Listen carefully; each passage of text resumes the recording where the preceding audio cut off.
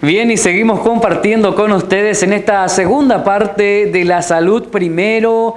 Y hoy queremos hablar, como ya veníamos adelantando en la primera parte del programa, con un excelente profesional de la materia, porque vamos a hablar acerca de una enfermedad que está llegando en su época. ¿Por qué? Porque está haciendo mucho frío y justamente uno se descompensa por esas cuestiones de exponerse al calor o al frío, y viene el resfrío, viene la gripe.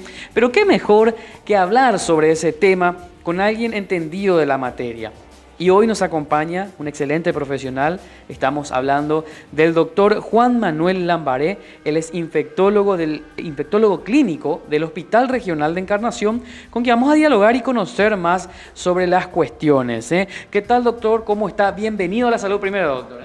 Gracias, Héctor. Bienvenido a vos también. La verdad que me parece muy interesante compartir con toda la gente acerca de esta enfermedad que tiene un impacto muy importante en la población, ¿verdad? Sobre todo por la gravedad que puede llegar a tener. Totalmente. Y bueno, hoy justamente nos trasladamos, como ya lo estamos haciendo en estos programas anteriores, llegamos directamente hasta el consultorio del profesional médico donde queremos abordar estos temas. Bueno, primeramente, doctor, para empezar a desglosar la cuestión, ¿qué es la influenza?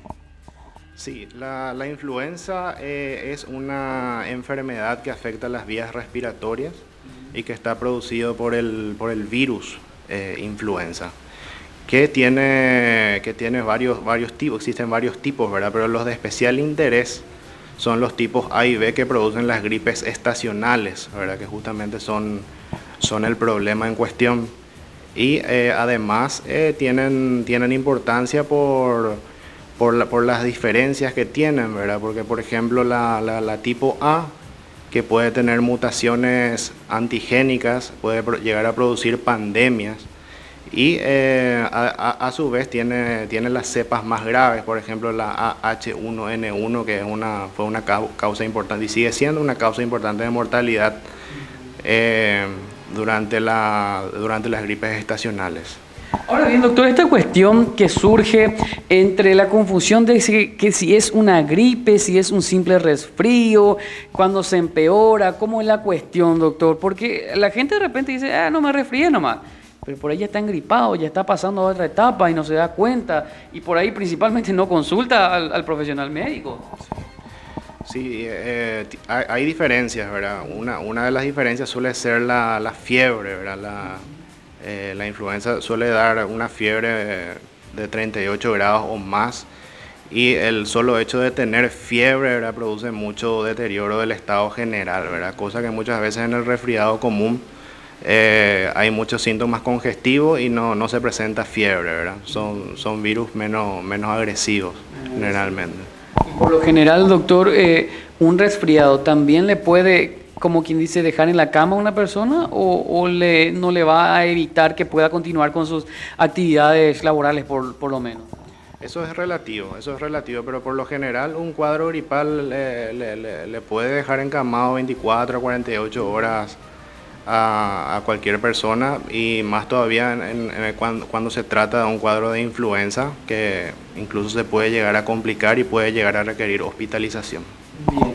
Ahora bien, doctor, lo que refiere también al tema de la transmisión, cómo se propaga esta enfermedad también, porque recordemos que la gente que tiene este tipo de síntomas debe utilizar los elementos para cuidarse y cuidar a su entorno. Hablamos del tapaboca, hablamos del lavado de mano constante y la utilización del alcohol en gel, pero también están las formas de cómo se propaga. Eso por lo menos, ¿cómo es, doctor? Sí.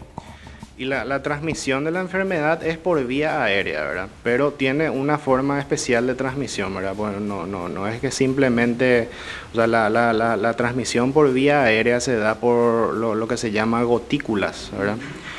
Que es un poco diferente de la transmisión de otras enfermedades que se dan también por vía aérea, que por ejemplo la tuberculosis o de repente la varicela, en el caso de neumonía varicelosa, esos casos, donde son otra vez el núcleo de las gotículas, ¿verdad? Eso incluso puede estar adherido a partículas de polvo y puede desplazarse grandes distancias, ¿verdad? En el caso de la gripe es un mecanismo diferente, es la gotícula en sí, ¿verdad? Son moléculas más grandes entonces no quedan suspendidas en el aire y tampoco se pueden desplazar grandes distancias, ¿verdad? Incluso se sabe que las gotículas prácticamente se desplazan a prácticamente 90 centímetros, aproximadamente 1 metro del paciente, ¿verdad? Sí. Y el contagio se da, por ejemplo, cuando el paciente enfermo habla, estornuda o de por ahí toca las secreciones y esas secreciones pasan a objetos y esos objetos no se higienizan, ¿verdad? Entonces esa es la forma de transmisión.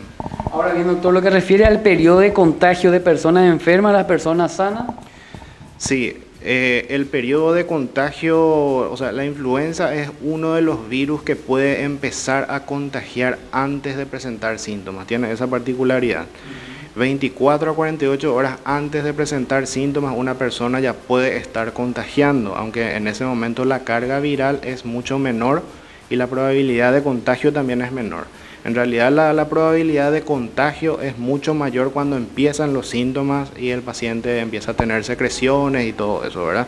Sí. Entonces, a partir de ese momento, otra vez transcurridos unos 5 a 7 días es el periodo de contagio en mayor porcentaje, ¿verdad? Porque se puede prolongar un poquitito más, inclusive se conocen casos de 10 o inclusive más días, ¿verdad? Especialmente pacientes inmunodeprimidos que son los que contagian por un tiempo un poquitito más prolongado. Pero en promedio puede llegar a contagiar 24 o 48 horas antes de que empiecen los síntomas y aproximadamente hasta 7 días. Por eso se recomienda que cualquier persona que esté con un cuadro de influenza confirmado repose por lo menos 7 días y aislado. Ahora, doctor, la persona que tiene influenza, que ya se le detectó, es positivo en el caso de los análisis que se realizó, esta persona tiene que estar aislada de otras personas, tipo como cuando tiene dengue, como se dice. ¿Cómo es la cuestión del tratamiento y sus familiares, cómo tienen que estar para con él, verdad? Sí, así mismo. La persona que está con un cuadro confirmado de influenza tiene que estar aislado. No tiene que estar, lo ideal es que no comparta la habitación con otras personas, ¿verdad? Y en el momento en que va a salir de la habitación, el uso de tapabocas, ¿verdad? Y aparte de eso, la higiene de todos los objetos, ¿verdad? La higiene especialmente de las manos del paciente enfermo, ¿verdad? Y de todos los objetos, utensilios y todo lo que el enfermo toca, lavar bien con agua y jabón. La ropa, doctor, que utilizó también, ¿no se puede mezclar con la ropa, como se dice, que usaron otros integrantes de la familia? No, si es que se va a lavar, sí se puede mezclar, ¿verdad? Pero sí puede perfectamente estar el virus presente también, o sea, las secreciones, ¿verdad? ¿Es recomendable utilizar agua caliente de repente así para ese tipo o con un lavado normal, como dices ya? Con un lavado normal, con agua y jabón Ahora, doctor, lo que corresponde a las vacunas. Sabemos que ya están presentes, ya estuvimos anunciándolo a través de todos los medios, también se estuvo dándole justamente participación, publicación a este tema de las vacunas. Es importante la vacunación, doctor, es importante que la gente acuda a los vacunadores. Así mismo, Héctor, la vacunación es un punto muy importante en esta enfermedad. Especialmente porque mucha gente le tiene miedo a vacunarse, ¿verdad? Algunos piensan que la vacuna produce la gripe, o algunos tienen miedo de los efectos adversos y cosas así, ¿verdad? Pero les cuento que no hay por qué tener miedo a la vacuna, ¿verdad? La vacuna contra la influenza es una vacuna a virus inactivado. Ahora justamente llegó la vacuna hace poco. Sí. Y no produce enfermedad la vacunación. Más bien tiene beneficio vacunarse, ¿verdad? ¿La famosa fiebre, doctor, de repente también puede aparecer? La fiebre puede aparecer después de una vacunación. Eso puede ocurrir como una reacción a la vacuna, ¿verdad? Pero son efectos que pueden durar, por lo general, 24 a 48 horas. Puede haber un poco de fiebre, puede haber dolores musculares, puede quedar un poco de dolor en el sitio de aplicación de la vacuna y en el brazo, eso puede aparecer, ¿verdad? Pero lo más importante y que hay que saber es que la vacunación protege contra manifestaciones graves de la enfermedad. Lo que más se teme es llegar a la neumonía grave por influenza, ¿verdad? Sí. Que produce una insuficiencia respiratoria y generalmente, o sea, el paciente requiere unidad de cuidados intensivos, terapia intensiva y asistencia respiratoria mecánica, ¿verdad? Entonces, a eso es lo que no se quiere llegar y eso es lo que se previene con la vacunación. Una duda que la gente tiene es, ¿verdad? Algunos también piensan que vacunarse es igual a no engriparse, ¿verdad? Eso tampoco es así, ¿verdad? La persona que se vacuna se puede engripar igual, pero lo que tiene es la ventaja, tiene mucho menos probabilidad de desarrollar formas graves de la enfermedad. Para eso es lo que protege. Y en cuanto a las personas, en este momento el programa de vacunación está mayores de 6 meses y menores de 3 años, mayores a 65 años y todos los pacientes adultos que tengan alguna enfermedad crónica, como por ejemplo hipertensión arterial, diabetes o inmunodeprimidos, los pacientes inmunodeprimidos por VIH, consumidores crónicos de corticoides, trasplantados. ¿Alérgicos, doctor? Asma bronquial, patologías crónicas, también es indicación de vacunación.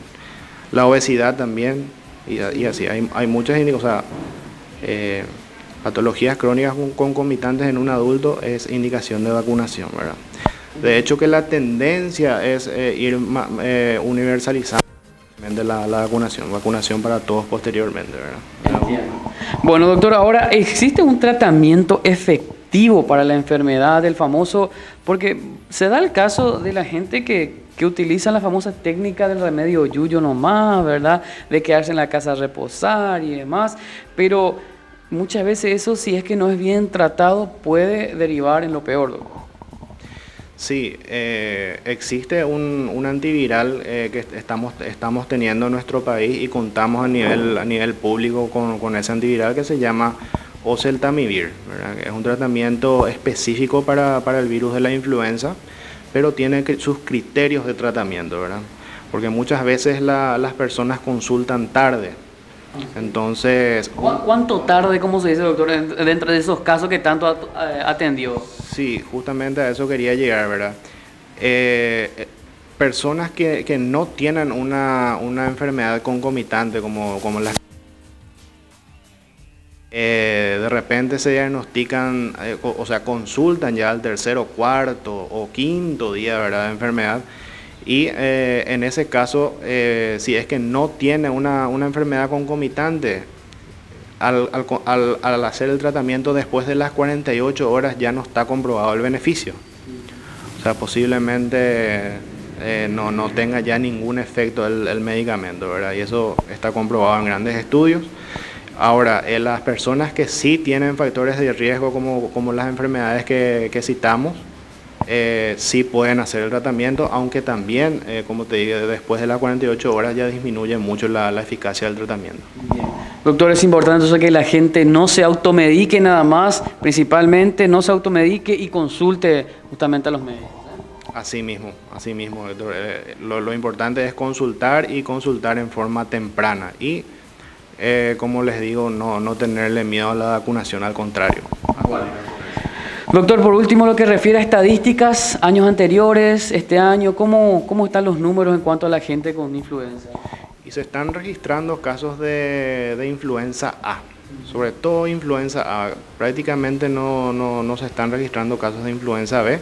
Sobre todo la cepa H3N2 es la que más está circulando y la que más casos graves ha producido siempre la H1N1. El año pasado los casos de fallecimiento fueron mayormente por esa cepa. ¿Hubieron casos de fallecimiento? Hubieron casos de fallecimiento. Entonces es importante que la gente acuda, no tenga miedo, que venga, doctor, porque no queremos lo peor, no queremos que se llegue a lo peor, doctor. Así mismo, ¿no? La recomendación es la consulta temprana y no tenerle miedo a la vacunación, acudir para vacunarse. Bueno, al doctor Juan Manuel Lambaré, infectólogo clínico del Hospital Regional de Encarnación, ¿en qué horario se lo encuentra por ahí para hacerle la consulta directamente? Martes a viernes, de martes a viernes, de martes, o sea, prácticamente todas las mañanas, ¿verdad? Todas las mañanas estoy en el consultorio y incluso los martes y miércoles también por la tarde. ¿El consultorio privado, doctor? No, en el consultorio acá del Hospital Regional de Encarnación. Bien, perfecto. Bueno, desde ya muchísimas gracias, doctor, por su tiempo. Gracias, Héctor, y un saludo a toda la teleaudiencia. Bueno, excelente, muchísimas gracias. Bueno, de esta manera compartíamos con el doctor Juan Manuel Lambaré, infectólogo clínico del Hospital Regional de Encarnación, hablándonos acerca de este tema sumamente importante y al cual, reiteramos, la gente debe acudir a los centros de salud más cercanos de su comunidad para ser atendidos y no automedicarse a fin de evitar justamente cualquier tipo de situaciones que deriven en algo mucho peor, ¿eh?